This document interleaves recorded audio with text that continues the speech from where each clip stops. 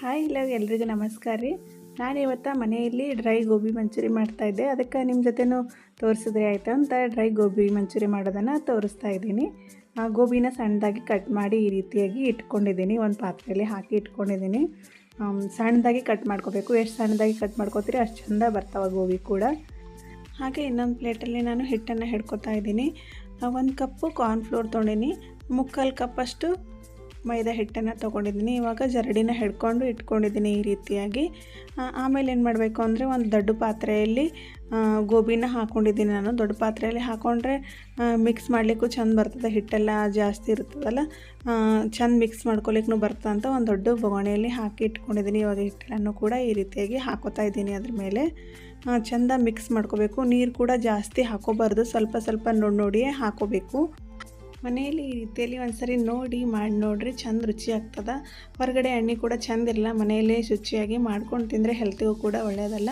ಈಗ ಅದರಲ್ಲಿ ನಾನು ಬೆಳ್ಳುಳ್ಳಿ ಪೇಸ್ಟನ್ನು ಹಾಕ್ಕೊಂಡಿದ್ದೀನಿ ಸ್ವಲ್ಪ. ಹಾಗೆ ಖಾರಕ್ಕೆ ಎಷ್ಟು ಬೇಕು, ನೀವು ಎಷ್ಟು ಖಾರ ತಿಂತೀರೋ ಅಷ್ಟು ಖಾರನ ಹಾಕ್ಕೊಂಡಿದ್ದೀನಿ. 1 ಸ್ಪೂನಷ್ಟು ಹಾಕ್ಕೊಂಡಿದ್ದೀನಿ. ಹಾಗೆ ರುಚಿಗೆ ತಕ್ಕಷ್ಟು ಉಪ್ಪನ್ನು ಕೂಡ ಹಾಕ್ಕೊಂಡು ಚೆಂದ ಮಿಕ್ಸ್ ಮಾಡ್ಕೋಬೇಕು. ಈಗ ಮಿಕ್ಸ್ ಮಾಡ್ಕೊಂಬೋದ್ರಿಂದ ನೀರು ಕೂಡ ಬಿಡ್ತದೆ, ತಾನೇ ಗೋಬಿಯಿಂದ ನೀರು ಬಿಡ್ತದೆ. ಹಾಗಾಗಿ ಸ್ವಲ್ಪ ಸ್ವಲ್ಪನ ನೋಡಿ ನೀರು ಹಾಕೋಬೇಕು. ಇವಾಗ ಚೆಂದ ಮಿಕ್ಸ್ ಮಾಡ್ಕೋತಾ ಇದ್ದೀನಿ ಈ ರೀತಿಯಾಗಿ. ಇವಾಗ ನಾನು ಹಿಟ್ಟಿನಲ್ಲಿಯೇ ಫುಡ್ ಕಲರನ್ನು ಹಾಕ್ಕೊಂಡಿದ್ದೀನಿ. ನಿಮ್ಗೆ ಇಷ್ಟ ಇತ್ತಂದ್ರೆ ಹಾಕೋರಿ. ಫುಡ್ ಕಲರ್ ಹಾಕೋದ್ರಿಂದ ಕಲರ್ ಚೆಂದ ಬರ್ತಾವೆ, ಮಕ್ಕಳಿಗೂ ಕೂಡ ತಿನ್ನಬೇಕಂತ ಅನ್ನಿಸ್ತದೆ ಅಂತ ನಾನು ಸ್ವಲ್ಪ ಹಾಕ್ಕೊಂಡಿದ್ದೀನಿ. ಇಲ್ಲಾಂದರೆ ನೀವು ಸ್ಕಿಪ್ ಮಾಡಿರಿ. ಈ ರೀತಿಯಲ್ಲಿ ಇರಬೇಕು, ಬಾಲ್ ಥರ ಆಗಬೇಕು ಹಿಟ್ಟು. ಈ ರೀತಿಯಲ್ಲಿದ್ದರೆ ಗೋಬಿ ಚೆಂದ ಕ್ರಿಸ್ಪಿಯಾಗಿ ಬರ್ತಾವೆ. ಮನೆಯಲ್ಲಿ ಶುಚಿಯಾಗಿ ಮಾಡ್ಕೊಂಡು ತಿನ್ನೋದ್ರಿಂದ ಮಕ್ಕಳ ಹೆಲ್ತ್ ಕೂಡ ಚೆಂದ ಇರ್ತದೆ, ಅವರು ಕೂಡ ಇಷ್ಟಪಟ್ಟು ತಿಂತಾರೆ. ಇವಾಗ ಎಣ್ಣೆನ ಕಾಯ್ಲಕ್ಕೆ ಇಟ್ಟಿದ್ದೆ. ಈ ರೀತಿ ಬಜ್ಜಿ ಎಲ್ಲ ಯಾವ ರೀತಿ ಹಾಕ್ತೀವಿ ಎಲ್ಲ ತಿನ್ನಲಿಕ್ಕೆ ಅದೇ ಶೇಪಲ್ಲೇ ಹಾಕ್ಕೊಂಡಿದ್ದೀನಿ. ನೀವು ಸಣ್ಣದಾಗಿ ಹಾಕ್ಕೊಂಡಿದ್ದೀನಿ ನಾನು ಸ್ವಲ್ಪ. ಬೇಕಿತ್ತಂದರೆ ನೀವು ದೊಡ್ಡದಾಗಿಯೂ ಕೂಡ ಹಾಕೋಬೋದು.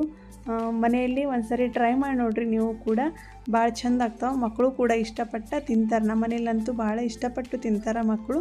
ಅದಕ್ಕೆ ಈ ರೀತಿಯಾಗಿ ಸಣ್ಣದಾಗಿ ನಾನು ಹಾಕ್ಕೊಂಡಿದ್ದೀನಿ. ಇವಾಗ ಗೋಬಿ ಕೂಡ ಫ್ರೈ ಆಗಿವೆ ಚೆಂದ. ಅದಕ್ಕೆ ತೆಗಿತಾ ಇದ್ದೀನಿ. ಈಗ ಒಂದು ತಾಟಲ್ಲಿ ತೆಗೆದು ಇಟ್ಕೋಬೇಕು. ಇವಾಗ ಇದನ್ನು ಟೊಮೊಟೊ ಸಾಸ್ ಜೊತೆನೂ ತಿನ್ಬೋದು, ಯಾಕಂದರೆ ಕ್ರಿಸ್ಪಿಯಾಗಿರ್ತಾವಲ್ಲ. ಹಾಗೆ ತಿಂದರೂ ಕೂಡ ಭಾಳ ರುಚಿ ಇರ್ತವೆ.